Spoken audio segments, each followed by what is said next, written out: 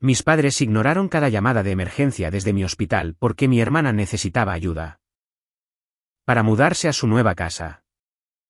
Así que hice que mi abogado se reuniera conmigo en la unidad de cuidados intensivos. Y cuando finalmente aparecieron, aprendieron exactamente lo que les había costado su negligencia. Llamé a mis padres 9 veces desde una cama de hospital de la que los médicos no estaban seguros de si saldría viva. Mi madre dejó sonar cada llamada porque mi hermana necesitaba ayuda para mover un sofá a su nueva casa. Yací allí con un coágulo en mi pulmón y una línea de oxígeno en mi nariz, viendo cómo mi propio teléfono me decía que las personas que me crearon estaban ocupadas levantando muebles a 25 minutos de distancia. Dirijo una empresa que cuida a las personas cuando están en su momento más débil. Simplemente nunca pensé que aprendería quién era mi familia a partir de mi propio momento de debilidad. Así que levanté el teléfono una vez más, no para llamarlos a ellos, sino a mi abogado. Resopla. Y para cuando finalmente entraron en esa habitación, el costo de ignorarme ya estaba firmado y atestiguado. Bienvenidos de nuevo a Susurros de Reddit, donde las personas que mantienen todo unido en silencio finalmente son escuchadas. Si alguna vez has sido el fuerte por el que nadie se preocupaba, sentirás esta historia en tu pecho. Dime en los comentarios desde donde nos estás viendo y suscríbete para que la próxima historia te encuentre. Mi nombre es Cara Meyers y tengo 36 años. Soy dueña de una agencia de atención domiciliaria en el centro de Indiana. Del tipo que envía cuidadores a las casas de las personas cuando se vuelven demasiado mayores o están demasiado enfermas para arreglárselas solas. La construí desde un cliente y una minivan usada hasta una empresa con 40 cuidadores. Es la gran ironía de mi vida que pase todos los días asegurándome de que los extraños no se queden solos cuando están asustados, y no tenía idea, ninguna, de que mi propia familia me dejaría exactamente de esa manera la primera vez que fuera yo quien estuviera en la cama. Durante las pocas semanas anteriores a todo esto, no me había sentido bien. Me faltaba el aire al subir las escaleras en la oficina. Tenía un dolor sordo en mi pantorrilla izquierda al que seguía culpando por un viaje largo. Hice lo responsable. Vi a mi médico, quien frunció el ceño al ver mi pierna y dijo las palabras posible coágulo. Ordenó exámenes y me dijo que estuviera atenta a dolor en el pecho o dificultad para respirar. Asentí. Programé la cita de seguimiento y luego volví directamente al trabajo porque yo soy la persona estable, y las personas estables no tienen tiempo para ser pacientes. Esa frase, la persona estable, ha organizado toda mi vida. Mi madre me la dio cuando era niña y la usé como una medalla durante 30 años antes de entender que, en realidad, era solo un permiso. Permiso para que todos se apoyaran en mí y nunca preguntaran cómo estaba sosteniendo el peso. Aquí está lo que nadie en mi familia sabía. O tal vez, lo que preferían no saber. Yo era el dinero. No de una manera ostentosa, sino en la forma estructural y silenciosa que sostiene a una familia sin que nadie la viga. Pagué el lugar de mis padres en una bonita comunidad de vida asistida. Aquella de la que mi madre presumía ante su grupo de cartas como si la hubiera elegido ella misma. Los había nombrado beneficiarios principales de una póliza de seguro de vida lo suficientemente grande como para importar, porque si alguna vez me pasaba algo, quería que estuvieran a salvo. Incluso, ese mismo mes, había aceptado poner el pago inicial de la nueva casa de mi hermana Bridget. Esa que ella y su esposo Dennis no habrían podido pagar de otra manera. Nunca pedí agradecimientos. El agradecimiento no era el punto. El punto era que podía hacerlo, así que lo hice. Y ser la que podía se sentía lo suficientemente cerca de ser amada, que dejé de comprobar la diferencia. Mi madre y yo habíamos hablado por teléfono solo una semana antes de que pasara todo. Le había mencionado a la ligera que estaba cansada, que mi médico quería más exámenes. Ella pasó por alto el tema de la misma manera que pasa por alto cualquier cosa que no se trate de Bridget o los nietos. Oh, tú eres la fuerte, cara, dijo, cálida y segura. Estarás bien. Siempre lo estás. Estarás bien. Siempre lo estás. Había escuchado esa oración toda mi vida en 100 formas diferentes. Y siempre la había tomado como un cumplido. Hizo falta una cama de hospital para enseñarme lo que realmente era. Era una puerta cerrándose. Era mi madre decidiendo de antemano que mis necesidades eran algo de lo que nunca tendría que ocuparse porque me había etiquetado como la que no tenía ninguna. Simplemente aún no sabía cuán literalmente lo decía. Sucedió un viernes por la mañana en la oficina. Estaba de pie frente a la pizarra de horarios, café en mano, resolviendo la cobertura para un cliente del fin de semana, cuando la habitación se inclinó. No fue exactamente un mareo, fue algo peor. Sentí como si el aire se hubiera espesado, como si estuviera respirando a través de un paño mojado. Y sin importar cuán fuerte jalara, nada llegaba. Mi pecho se contrajo. Un dolor lo atravesó. Lo suficientemente agudo como para que la taza de café se me resbalara de la mano y se hiciera añicos en el suelo. Y el sonido pareció venir de muy lejos. Mi gerente de oficina, una mujer sin rodeos llamada Pam, que ha estado conmigo desde los días de la minivan. Echó un vistazo a mi rostro y marcó el 911 antes de que yo siquiera terminara de deslizarme por él. Costado del archivador. Recuerdo que el suelo estaba frío contra mi mejilla. Recuerdo la voz de Pam, muy firme, diciéndole al despachador mi edad y que no podía respirar. Y pensando distantemente que ella era buena en una crisis, que la había entrenado bien. Recuerdo las baldosas del techo, luego a los paramédicos y una máscara de oxígeno. Y a un hombre con ojos amables pidiéndome que le apretara los dedos.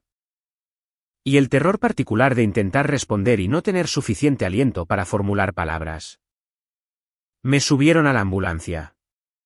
Las puertas se cerraron, y en algún lugar de ese viaje, entre la sirena y la extraña sensación flotante de no recibir suficiente aire, un pensamiento claro y frío cortó todo lo demás. ¿Podría morir realmente hoy? Yo, la que siempre estaba bien, la que cuidaba de todos los demás. Podría morir un viernes en una camilla. Y lo último que había hecho era organizar el horario de fin de semana de otra persona. La sala de emergencias se movió rápido, de esa manera que te dice que las cosas están mal. Tomografías, una vía en mi brazo, voces usando palabras por encima de mi cabeza. Para cuando tuvieron una respuesta. Yo estaba en la unidad de cuidados intensivos y una doctora con ojos cansados y honestos estaba de pie a los pies de mi cama, diciéndome la verdad porque se lo había pedido. Una embolia pulmonar. Un coágulo de sangre, el mismo que se había estado formando silenciosamente en mi pierna. Se había soltado y viajado a mi pulmón. Uno grande. Ella no lo suavizó. Me dijo que era grave, que los próximos 1 o 2 días eran la parte peligrosa. Que me estaban dando medicación para evitar que creciera y para mantener mi cuerpo estable mientras decidían los próximos pasos. Me dijo que la gente sí se recuperaba de esto. También me dijo suavemente que algunos no lo hacían. Y que debería avisarle a mi familia que estaba aquí. Avisarle a mi familia. Yací en esa cama con el oxígeno siseando en mi nariz y el monitor contando los latidos de mi corazón. En voz alta. Y me sentí más sola de lo que me había sentido en toda mi vida. No porque no hubiera nadie allí, sino porque las personas que se suponía que debían venir corriendo estaban a una llamada de distancia. Y de repente, por primera vez, no estaba segura de que correrían. Alcancé mi teléfono en la mesa. Mi mano temblaba. Me dije a mí misma que estaba siendo dramática, que por supuesto vendrían. Que mi madre estaría allí antes de que pasara 1 hora, regañándome por no haber llamado antes. Busqué su nombre. Lo presioné y esperé escuchar la voz de mi madre diciéndome que todo iba a estar bien. Sonó 4 veces y fue al buzón de voz. Su alegre voz grabada, la que ha tenido durante una década. Pidiéndome que dejara un mensaje y que me devolvería la llamada enseguida. ¿Lo hice? Lo mantuve breve porque breve era todo lo que mis pulmones podían manejar. Mamá. Soy yo. Estoy en la unidad de cuidados intensivos en Saint Vincent. Encontraron un coágulo en mí. Pulmón. Es grave. Por favor, llámame en cuanto recibas esto. Colgué, miré al techo y me dije a mí misma que estaba conduciendo, o en la ducha. O que había dejado su teléfono en la otra habitación, como siempre hace. Le di 10 minutos según el reloj del monitor. Luego llamé a mi padre. Lo mismo. 4 timbres, buzón de voz, su saludo lento y cuidadoso. Le dejé el mismo mensaje, esta vez con la voz más débil. Me dije a mí misma que uno de ellos lo vería en cualquier segundo. Sabía de manera distante que era viernes. Y que Bridget había estado planeando su gran mudanza a la nueva casa este fin de semana. La casa que mi dinero estaba comprando. Sabía que mis padres habían prometido ayudarla a cargar cajas. Pero seguramente, un coágulo en el pulmón de tu hija tiene más importancia que un sofá. Seguramente hay un límite en algún lugar, incluso en mi familia, donde una emergencia médica supera a un recado. Yací allí, miré mi teléfono y esperé a que se iluminara con el nombre de mi madre. Es una cosa extraña estar posiblemente muriendo y pasar el tiempo preocupándote de que estás siendo muy necesitada.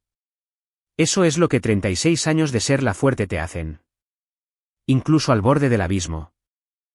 Me estaba disculpando en mi cabeza por el inconveniente de mi propia emergencia.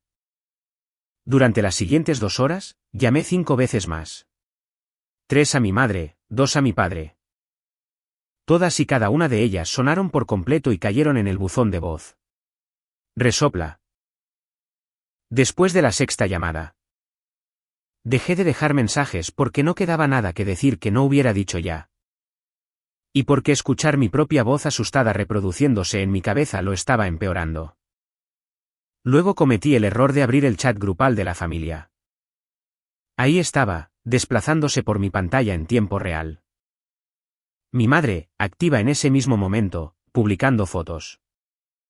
Una foto de la nueva sala de estar de Bridget con cajas apiladas hasta el techo. Una foto de mi padre con la cara roja y sonriendo, sosteniendo un extremo de ese sofá.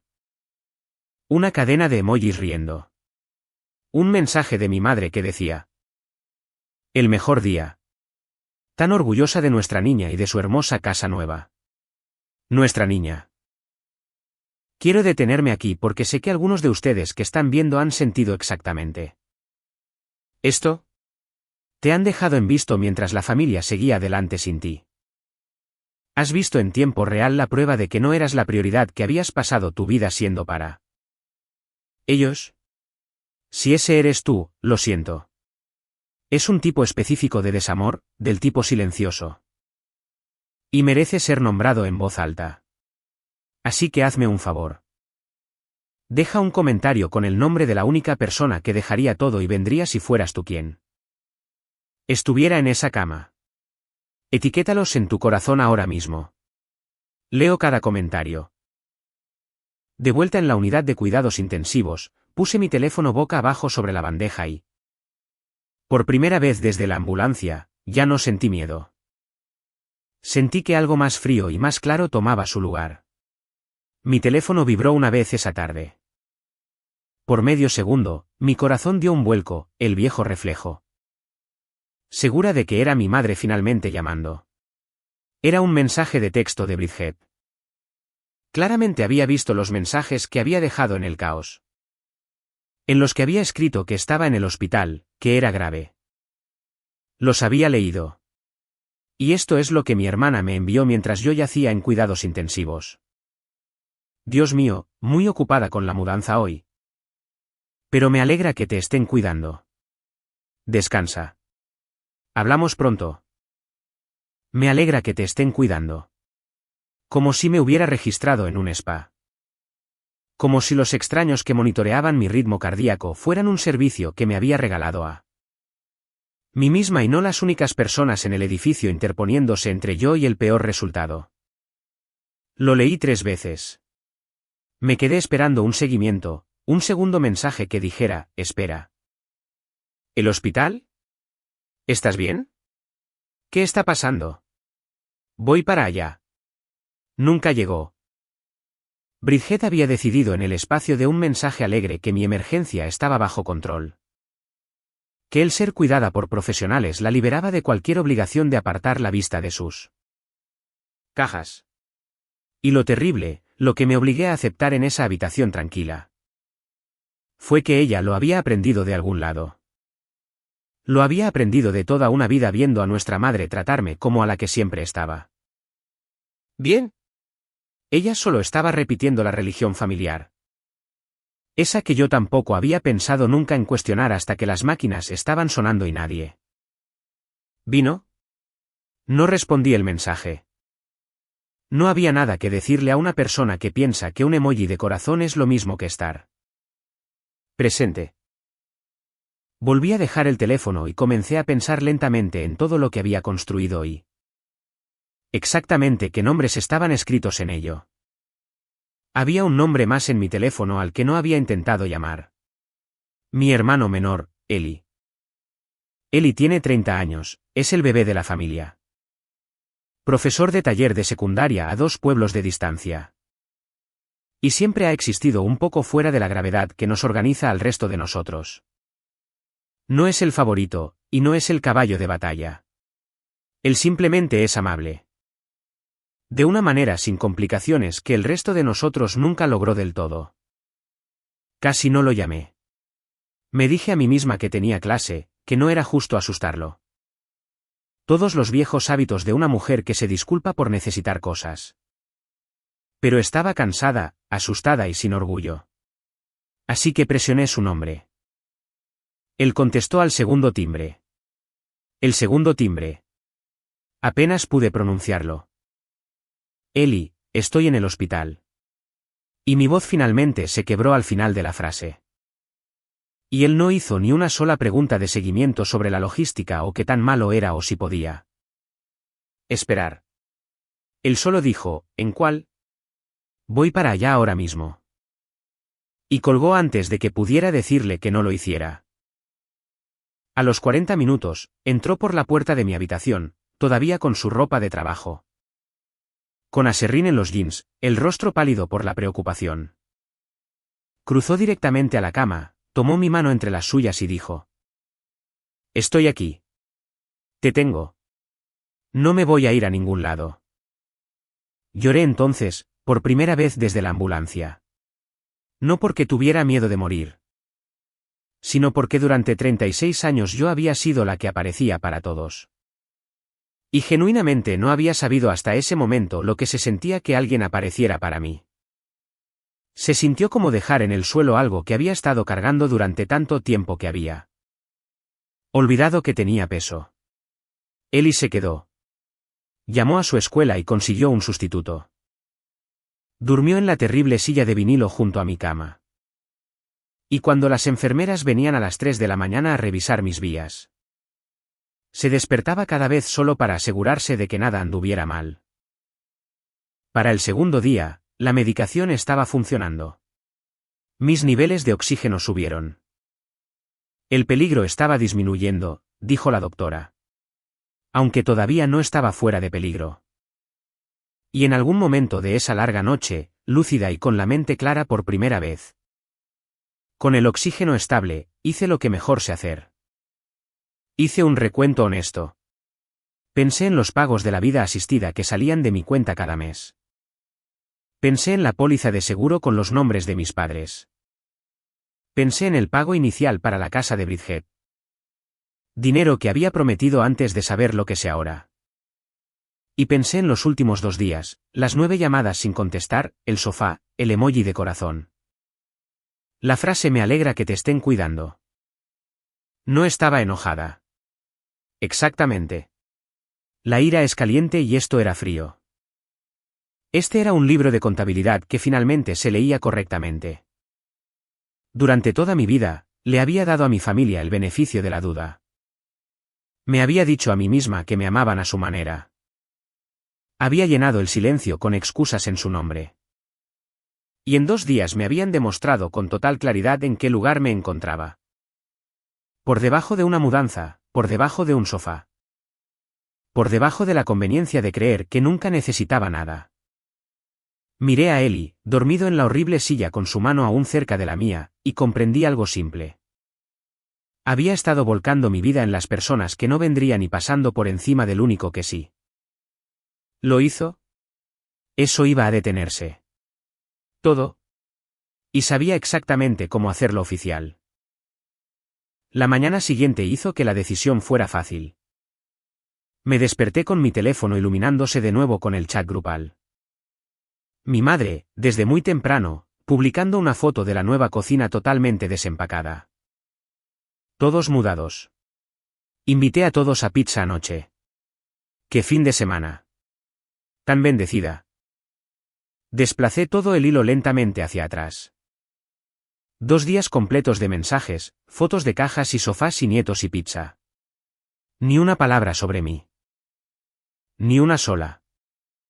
Mi nombre no había aparecido en la conversación de mi familia en 48 horas mientras yo yacía en una unidad de cuidados intensivos a un viaje de 15 minutos en auto de donde comieron esa pizza.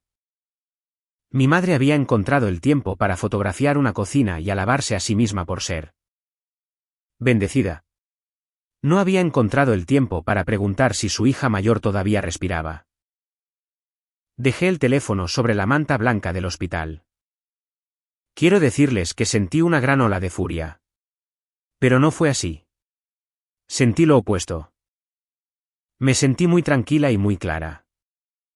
De la manera en que te sientes cuando una ecuación larga y confusa finalmente se resuelve en un solo número limpio. Me habían dicho, de todas las formas posibles, exactamente cuánto valía para ellos cuando no tenía nada que ofrecer. Así que simplemente actualizaría mis propios registros para que coincidieran. Esa es la única venganza que un contador del corazón realmente toma. No la destrucción, solo la precisión. Volví a levantar el teléfono. No abrí el chat grupal. No llamé a mi madre. Busqué un nombre diferente, alguien en quien confiaba para las cosas que importan. E hice la única llamada esa mañana que realmente quería hacer. Joel Whitfield ha sido mi abogado desde el 2º año del negocio. El que redactó los contratos de mi empresa y, hace 3 años, los documentos de mi patrimonio. Es un hombre cuidadoso y decente que me ha disuadido de más de una idea precipitada a lo largo de los años. Así que cuando contestó y le dije tranquilamente lo que quería, se quedó en silencio por un momento. Le dije dónde estaba. Le hablé del coágulo, de la unidad de cuidados intensivos, de las 9 llamadas y de la pizza. Le dije que quería cambiar a mis beneficiarios, reescribir mi testamento. Detener los pagos automáticos de vida asistida y retirar formalmente los fondos del pago inicial. Para la casa de Bridget antes de que se liquidaran. Quería que todo se hiciera correctamente y quería que se hiciera ahora, en el hospital. Hubo una pausa en la línea. Luego, Joel, siendo Joel, hizo la pregunta correcta. Cara, dijo. Haré lo que me digas que haga. Pero tengo que preguntar porque soy tu abogado y tu amigo. ¿Estás segura de que esta es una decisión? ¿Y no una herida? Porque esas pueden verse igual en una cama de hospital. Y no quiero que hagas algo hoy que desharías en un mes. Le agradecí por preguntar. Me habría decepcionado si no lo hubiera hecho. Y le di la respuesta más verdadera que tenía. Joel, dije. He pasado 36 años dándole a estas personas el beneficio de la duda. Los últimos 2 días. Finalmente respondieron a la pregunta que nunca me permití hacer. Esto no soy yo estando herida. Esto soy yo creyéndoles. Él se quedó callado de nuevo, solo por un segundo. Luego dijo que estaría allí dentro de 1 hora. Y me pidió que me asegurara de que mi doctora estuviera disponible porque íbamos a hacer esto de manera exactamente correcta. Sabía por años de trabajo patrimonial que lo más importante no eran los documentos en sí, sino la pregunta que alguien inevitablemente plantearía más tarde. ¿Estaba ella siquiera en su sano juicio? A la gente que es excluida de un testamento no le gusta nada más que afirmar que la persona estaba confundida, medicada, manipulada, que no era ella misma. No les iba a dar esa puerta. Así que, antes de que Joel llegara, pedí hablar con mi médico tratante. La misma doctora honesta que había sido franca conmigo la primera noche. Le expliqué lo que pretendía hacer y por qué. Le pregunté llanamente si podía confirmar en mi historial clínico que yo estaba alerta, orientada y plenamente capaz de tomar mis propias decisiones legales y financieras. Me miró por un largo momento, el tipo de mirada que una mujer cansada y competente le da a otra. Y dijo que sí. Dijo que mis análisis estaban estables, que mi oxígeno estaba bien, que yo estaba lúcida y clara. Y que en su juicio médico yo tenía plena capacidad. Se ofreció a anotarlo en su registro y a presenciar la firma ella misma si eso ayudaba. Resopla. Le dije que ayudaría más de lo que sabía. Mi enfermera del turno de noche, Donna. Una mujer robusta con anteojos de lectura en una cadena y cero tolerancia para las tonterías. Aceptó ser la segunda testigo. Había visto a Donna dirigir esa unidad durante 2 noches con una firmeza que reconocí. Y confié en ella instintivamente. Para cuando Joel entró con su maletín, todo estaba en su lugar.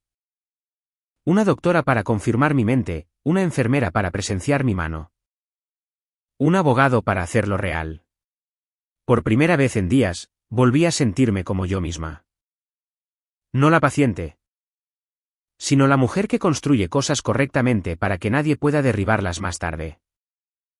Joel dejó su maletín a los pies de mi cama y extendió los papeles sobre la mesa rodante.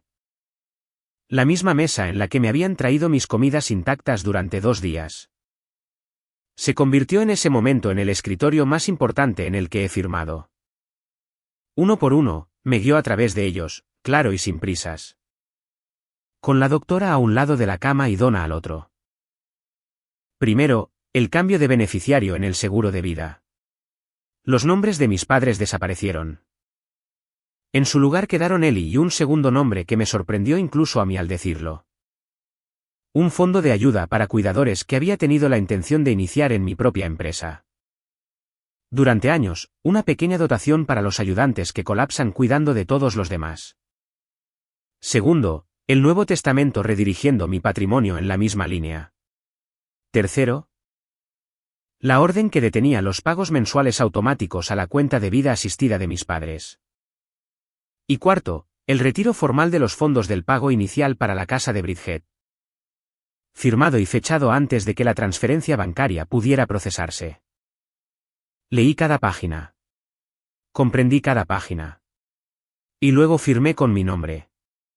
Con mi propia mano firme. La doctora observando, Donna como testigo, Joel notarizando. No hubo drama en ello, ni lágrimas, ni discursos, solo el silencioso rasguño de un bolígrafo. Una y otra vez. Reescribiendo mi vida para que finalmente apuntara a las personas que realmente habían estado presentes. Cuando se secó la última firma. Me recosté contra las almohadas y me sentí más ligera de lo que me había sentido en años. Miré a Joel, a la doctora y a Donna, y dije lo único que capturaba la situación. He cedido toda mi vida a las personas que realmente aparecieron, les dije desde la cama. Los demás ni siquiera se molestaron en visitarme. Donna, presenciando su 100ª catástrofe humana silenciosa, solo asintió una vez. Como si hubiera visto este exacto ajuste de cuentas antes. Y se alegraba de estar esta vez en el lado correcto de la historia. Joel reunió los documentos firmados, atestiguados y notarizados de vuelta en su maletín. Copias para mí, originales archivados donde debían ir. En la puerta, se detuvo y me miró hacia atrás. Y había algo en su rostro que no era del todo una sonrisa, pero se acercaba al respeto. Está hecho, dijo. Está limpio. Nadie va a deshacer esto. Luego se fue, y la habitación quedó en silencio de nuevo. Solo yo, el monitor y Eli. Que había salido a buscar café y regresó para encontrar a toda su familia reorganizada en una mesa. Y no hizo preguntas. Porque Ellie siempre ha entendido que algunas decisiones se explican por sí solas. No llamé a mis padres para decirles lo que había hecho. No envié mensajes al chat grupal. No sentí ninguna urgencia de anunciarlo. Ninguna necesidad de restregárselo a nadie en la cara. Esa no es quien soy. Y, además, el punto principal de hacerlo en silencio y correctamente era que no dependía en absoluto de su reacción. Simplemente era verdad ahora, atestiguado y archivado. Ya sea que se enteraran alguna vez o no. Me recosté y cerré los ojos. En algún lugar al otro lado de la ciudad. Mi madre estaba desempacando una cocina y sintiéndose bendecida. En algún lugar. Mi hermana estaba arreglando cojines en una casa que aún no sabía que había dejado de ser posible. Y aquí estaba yo, en la cama que ninguno de ellos había visitado. Finalmente, extrañamente en paz. Lo descubrirían eventualmente. La gente siempre lo hace. La oficina de vida asistida enviaría una carta. El banco marcaría la falta de fondos. Y entonces, solo entonces, vendrían. Estaba segura de ello. El día que el dinero se detuviera, finalmente recordarían que tenían una hija. Solo tenía la intención de estar lo suficientemente recuperada para entonces como para estar sentada. Cuando entraran. Tenía razón, por supuesto. Solo tomó unos días. Para el tercer día. Me habían trasladado de la unidad de cuidados intensivos a una habitación normal. El coágulo estabilizado, el peligro atrás. Una recuperación larga y aburrida y meses de anticoagulantes por delante.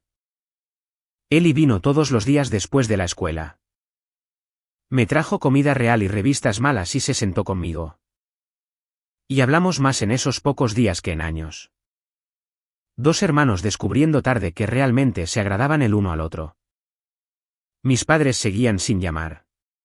Bridget seguía sin llamar. El silencio, que una vez se había sentido como una herida, ahora se sentía casi como una cortesía. Una ventana de paz antes de la tormenta que sabía que se avecinaba. La tormenta comenzó con el banco. Mi contador de negocios, a quien había involucrado. Me hizo saber que el retiro del pago inicial se había realizado limpiamente. Los fondos se retiraron antes de que pudieran transferirse a la compañía de títulos para la casa de Bridget, lo que significaba que en algún lugar, en alguna oficina de cierre. Una transferencia bancaria que se suponía que debía llegar simplemente no lo había hecho. Me lo imaginé sin mucho sentimiento. Un oficial de préstamos frunciendo el ceño frente a una pantalla. Un agente de títulos haciendo una llamada telefónica incómoda.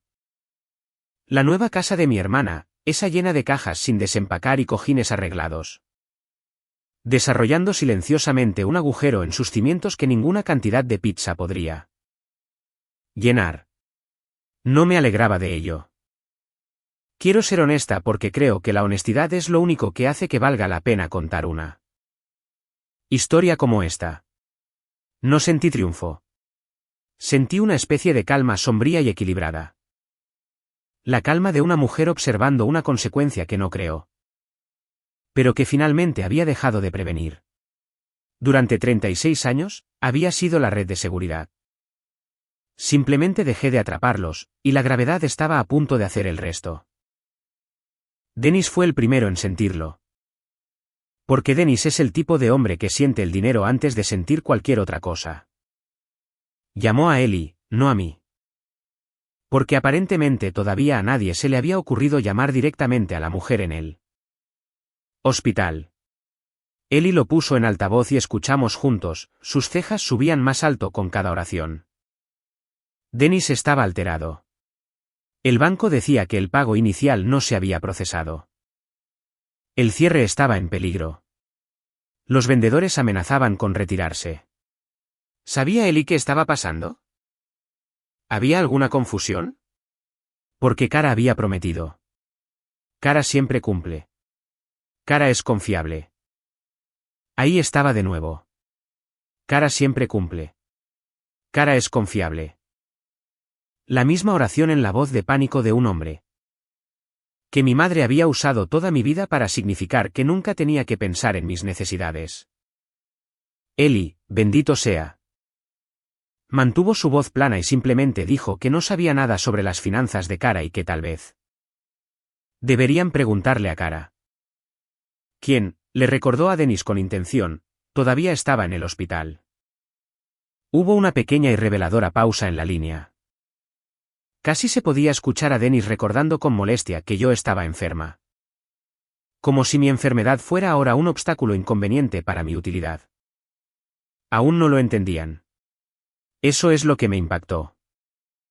Escuchando, incluso ahora, con el dinero desaparecido, no estaban preocupados por mí. Estaban preocupados por lo que mi ausencia les estaba costando. Quiero hacer una pausa y preguntarte algo, porque genuinamente quiero saber. ¿Alguna vez te has dado cuenta de que tu familia valoraba lo que proveías más de lo que te valoraban? ¿A ti? Que el amor era en realidad solo facturación. Si es así, cuéntamelo en los comentarios. No estás solo y no te equivocas al haber sentido la diferencia. Después de que Dennis colgó, Eli me miró y dijo en voz baja, no tienen ni idea, ¿verdad? No la tenían, pero estaban a punto de tenerla. Bridget me llamó directamente esa noche, la primera vez que mi hermana me llamaba. No que me enviaba un mensaje de texto o un emoji de corazón. Sino que realmente me llamaba desde antes de que colapsara. Por un estúpido segundo. Pensé que tal vez Dennis finalmente le había dicho lo enferma que había estado. Que esta era la llamada en la que decía que lo sentía, en la que preguntaba cómo estaba. En la que recordaba que tenía una hermana y no solo un benefactor. Esa no fue la llamada. No preguntó cómo me sentía. No mencionó la unidad de cuidados intensivos. Fue directo al grano, con la voz tensa por un estrés que no tenía nada que ver con mi pulmón. Kara, oye. ¿Hay algún problema con el pago inicial? El banco dice que el dinero no llegó y Dennis se está volviendo loco y podríamos perder la casa. ¿Pasó algo con tu cuenta? ¿Pasó algo con tu cuenta? Estaba acostada en mi cama de hospital 4 días después de que ella me dejara en visto mientras yo podría haber estado muriendo. Y escuché que la única preocupación de mi hermana era si mi cuenta estaba funcionando. Y sentí que el último hilo de algo se rompió suavemente, sin ningún dolor en absoluto. Dije de manera uniforme, Bridget. Llamé a nuestros padres 9 veces desde la unidad de cuidados intensivos. Me enviaste un mensaje con un emoji de corazón y me dijiste que descansara. Hubo un silencio. ¿Qué tiene eso que ver con la casa? Dijo ella, y la honesta confusión en su voz me lo dijo todo. Ella verdaderamente no los conectaba. La versión de mí que casi muere y la versión de mí que financiaba su vida eran para ella 2 cuentas completamente separadas y solo una de ellas le había interesado alguna vez. Tiene todo que ver con la casa, dije. Pero no voy a explicarlo por teléfono. Si quieren hablar de ello, todos ustedes pueden venir a verme. ¿Recuerdan dónde estoy? Han tenido la dirección durante 4 días. Mi madre empezó a llamar en menos de 1 hora. Bridget debe haber colgado y haberla llamado presa del pánico porque de repente mi teléfono, que había permanecido en silencio y oscuro durante los peores 2 días de mi vida, no paraba de iluminarse con el nombre de mi madre. 1 vez, 2 veces, 5 veces. Lo mismo que había rogado desde la unidad de cuidados intensivos. El rostro de mi madre en mi pantalla, finalmente estaba sucediendo días demasiado tarde. Y ahora que estaba aquí, no sentía nada más que una limpia y fría claridad. No contesté. Quiero que entiendan que esto no era mezquindad, no era un ojo por ojo. Genuinamente no tenía nada que decirle por teléfono. Y sabía por la experiencia de toda una vida exactamente cómo es una llamada telefónica con mi madre. Ella habla. Ella reformula. Ella encuentra el ángulo donde ella es la parte agraviada y yo soy la difícil. Y lo hace tan rápido y tan suavemente que termino disculpándome antes de recordar por qué estaba molesta. Ella es una maestra del medio de la llamada telefónica, donde no hay testigos ni papel. Solo su voz y mi viejo instinto entrenado de calmarla. Así que no por teléfono. Si mi madre quería tener esta conversación, la tendría en persona en la habitación que no había visitado. Frente a las personas que me habían visto firmar mi nombre.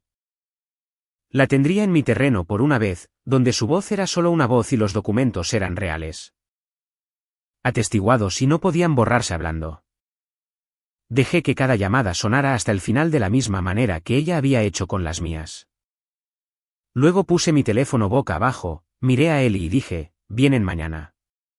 Puedo sentirlo. Él asintió. ¿Me quieres aquí? Sí, dije. Y a Joel, quiero que esto se haga bien. Pasé esa noche preparándome de la única manera que sé. Que es ordenando mis hechos y decidiendo de antemano quién iba a ser. Cuando la habitación se llenara. Le pedí a Joel que pasara por la mañana y que trajera copias de todo. El cambio de beneficiario atestiguado, el Nuevo Testamento, la orden de pago detenida. La confirmación de retiro. No para agitarlas en la cara de nadie, solo para tenerlas sobre la mesa, silenciosas y reales. Para que nada de lo que dijera pudiera ser descartado como la amenaza de una mujer enferma. Llamé a Joel y le expliqué la situación. Y me dio un consejo que escribí en la parte de atrás de un menú del hospital. No discutas con ellos, dijo. Sea lo que sea que diga tu madre, por mucho que le dé la vuelta.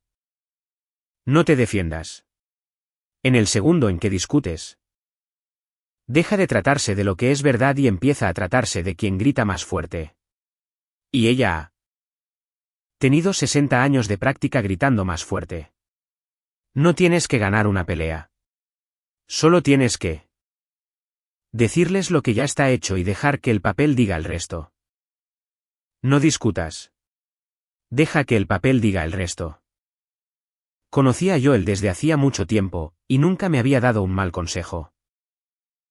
Me acosté en la oscuridad y ensayé estar tranquila. Pensé en cada confrontación familiar que había perdido. Cada vez que la certeza de mi madre había aplastado mis hechos.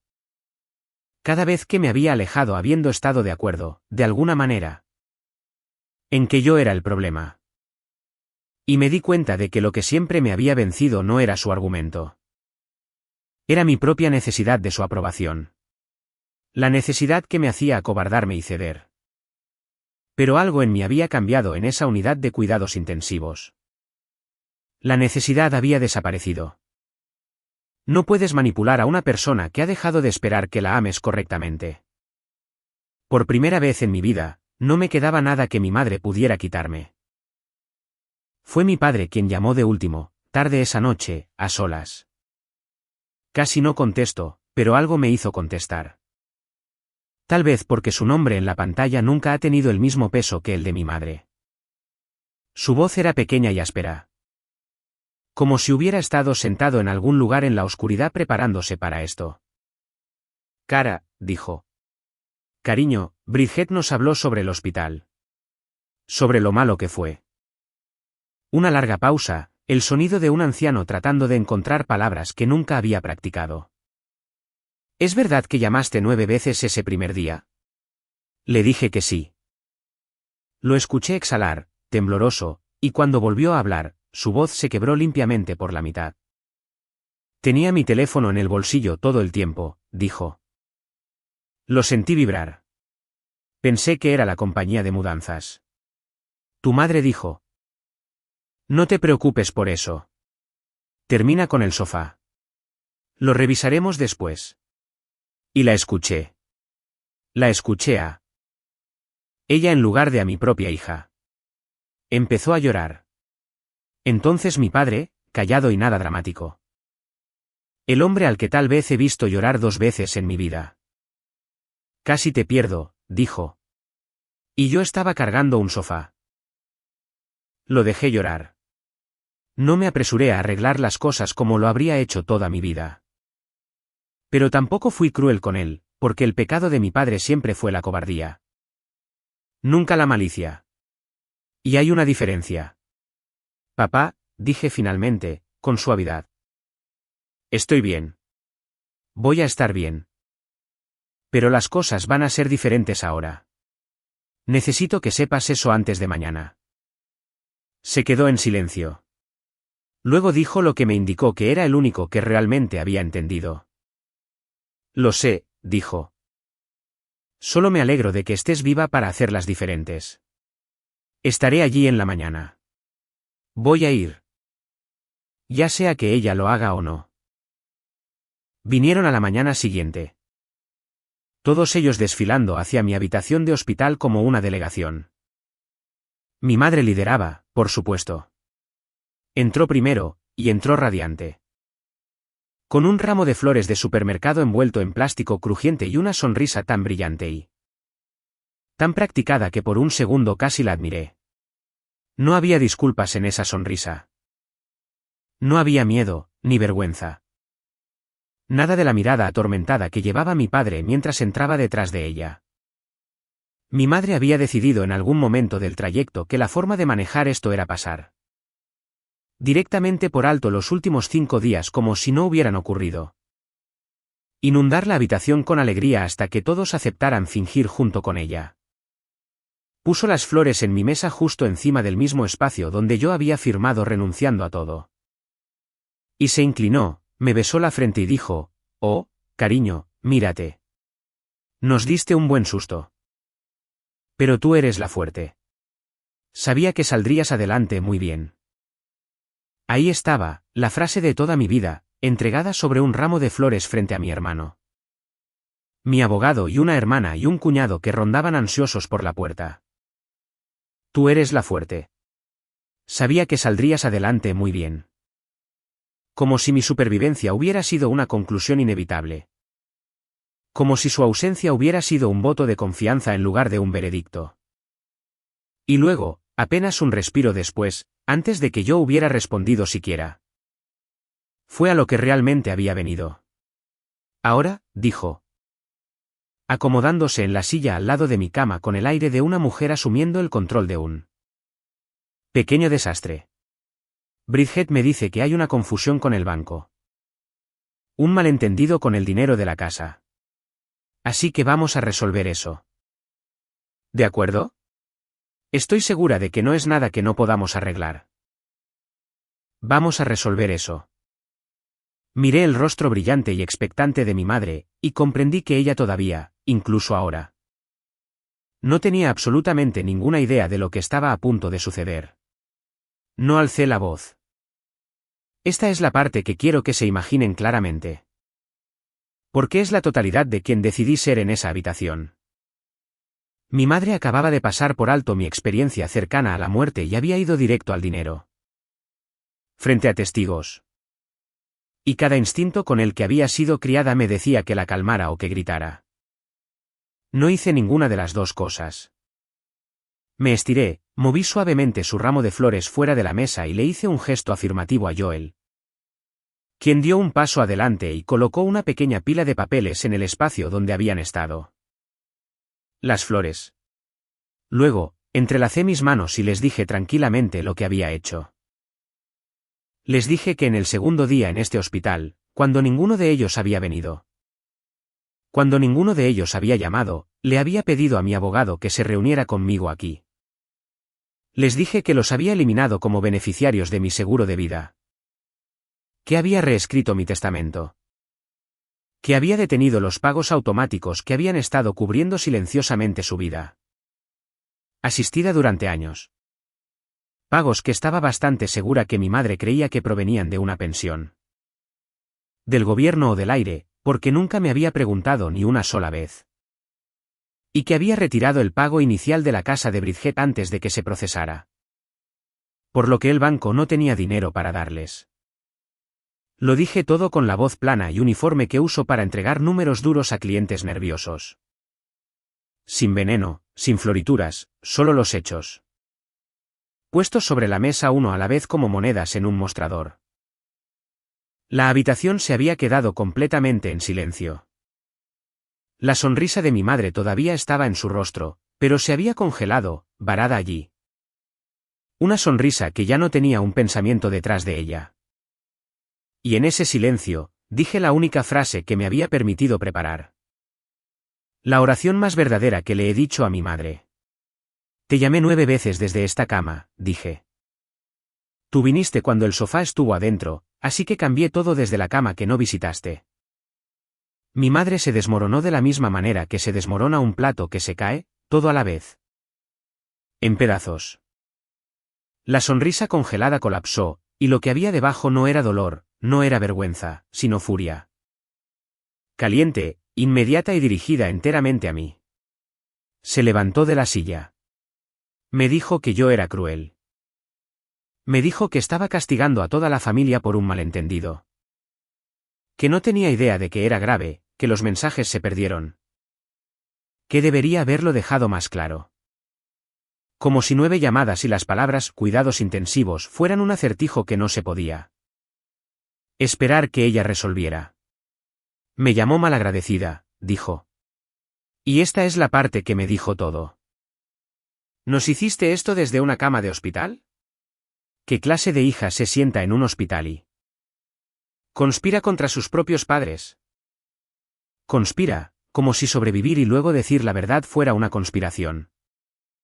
Como si el crimen en la habitación fuera mi papeleo y no su ausencia. Dejé que terminara, y luego Joel, que había estado de pie en silencio junto a la ventana.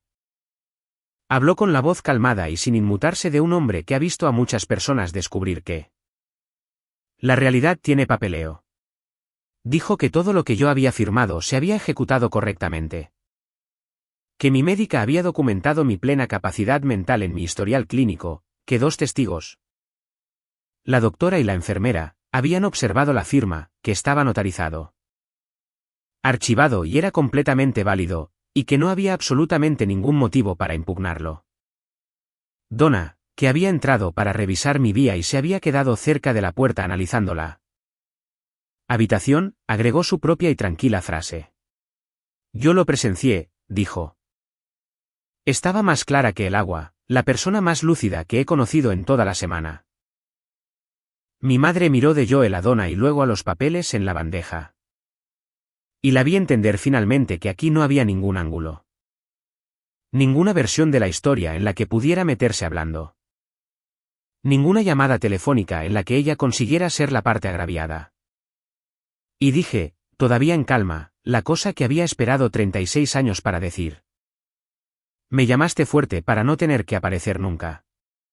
Bueno. Fui lo suficientemente fuerte como para detenerme. Bridget se había quedado petrificada junto a la puerta durante todo esto. Y ahora todo el peso de la situación cayó sobre ella.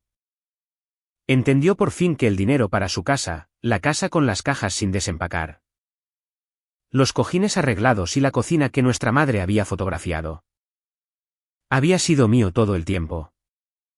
Que había desaparecido porque me había dejado en visto. Su rostro se arrugó. Me estás quitando mi casa, susurró. Y había un miedo real en ello. El miedo de una mujer que nunca ha tenido que valerse por sí misma sin una red de seguridad. Miré a mi hermana y sentí algo que me sorprendió. No fue triunfo. Algo más cercano a la tristeza porque yo también había tenido una red toda mi vida. La red de ser necesitada. Y me había costado tanto como su dependencia estaba a punto de costarle a ella. No me estoy llevando nada, Bridget, dije. Simplemente ya no lo estoy pagando. Hay una diferencia. Aunque nadie en esta familia nos enseñó nunca cuál era. Dennis, que había sido tan ruidoso por teléfono, no dijo absolutamente nada. Lo cual fue su propia pequeña justicia. Y luego le devolví a mi hermana las palabras que ella me había enviado suavemente.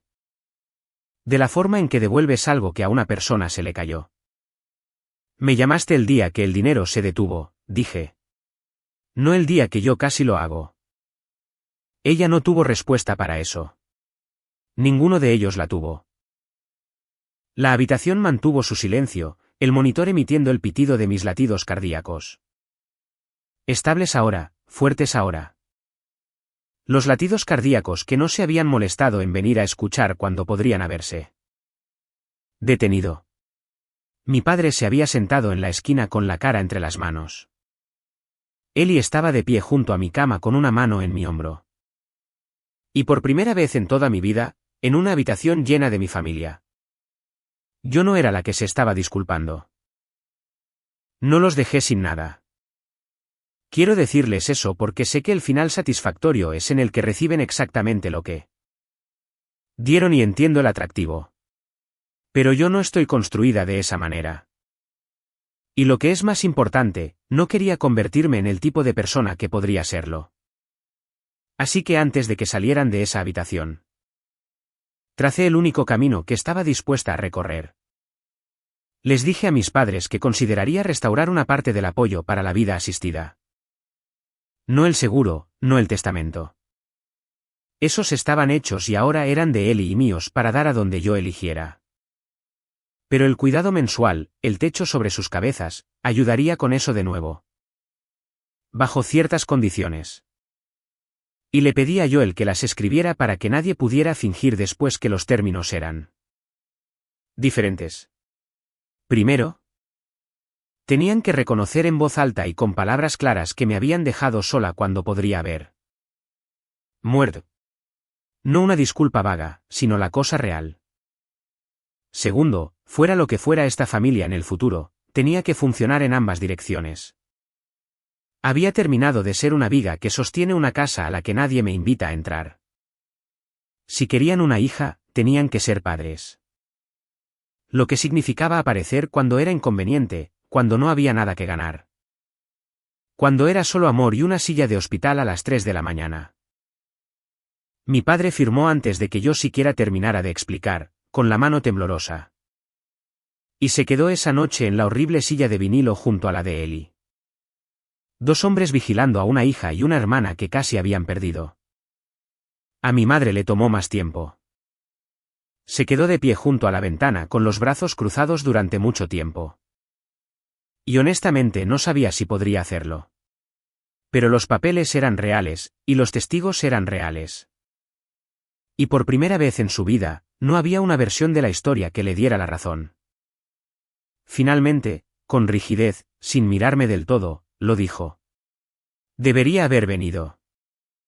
3 pequeñas palabras, y le costaron más que cualquier cosa que me hubiera dado. No era mucho. No era la madre que había querido toda mi vida, pero era verdad. Y era un comienzo. Y a los 36 años. Con un coágulo disolviéndose en mi pulmón y mi hermano dormido en una silla a mi lado. Decidí que un verdadero comienzo era suficiente para construir sobre él. Bridget compró una casa más pequeña eventualmente con su propio dinero. Y yo finalmente me fui a casa a una vida que había reescrito silenciosamente para que apuntara a las personas que realmente habían estado en la habitación. La familia no se mide por quién comparte tu sangre. Se mide por quién aparece en la habitación cuando las máquinas suenan y nadie saca nada de ello. Si llegaste hasta el final, ya conoces ese dolor. El dolor de ser la fuerte a la que nadie revisa. 9 llamadas sin contestar. Un sofá que importaba más que una hija. Un abogado en la unidad de cuidados intensivos. Tal vez has sido la viga que sostiene una casa a la que nunca te invitaron a entrar. Si la silenciosa línea que Cara finalmente trazó te dio un poco de fuerza esta noche. Cuéntame en los comentarios quién realmente apareció para ti cuando importaba. Comparte esto con alguien que necesite escucharlo. Y suscríbete a Susurros de Reddit porque las personas que mantienen unidos a todos los demás merecen al menos una vez ser quienes son sostenidas. Tu historia podría ser la que contemos después.